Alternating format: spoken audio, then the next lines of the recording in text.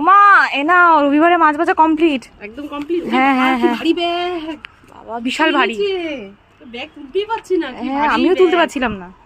প্রথম প্যাকেট থেকেই ভীষণ ভারী। তার মানে কি বলতো, চিকেন, অনেকখানি চিকেন। কতগুলো চিকেন? 2 কিলো।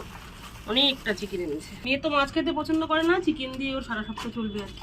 আবার পরের প্যাকেট থেকে তপসে, এই বছরের ফার্স্ট তপসে আনলে গো। তপসিগুলো একদম দারুণ তপসে, খুব সুন্দর বড় বড়। তারপরের প্যাকেট থেকে পুঁটি, একদম দেশি পুঁটি, ভালো হয়েছে, কিন্তু কাটিয়ে আনলে একটু ভালো হতো গো। রোববারে বাজার আর তো কেটে দেবে না, খুব ভিড় বাজারে, তাই না? একটু কাটিয়ে আনলে ভালো হতো, এগুলো খুব ভালো। পরের প্যাকেটে খয়রা ইলিশ,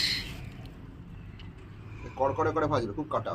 হ্যাঁ ডাল দিয়ে খাবো। ডালের সাথে খাবে আজ, ঠিক আছে।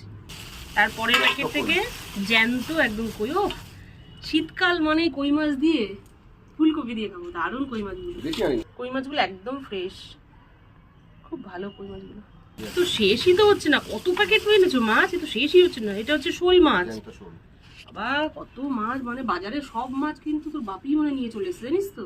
ও সব থেকে শেষ প্যাকেটে ওই যে বাবারে, এগুলো কি মাছ, সব সব ভুটকি, ট্যাংরা, পাকাল, এ কত মাছ এনেছো। এ শিং, সব যা আছে।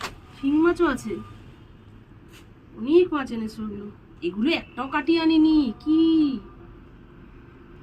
এইগুলো হচ্ছে সব থেকে ভালো মাছ।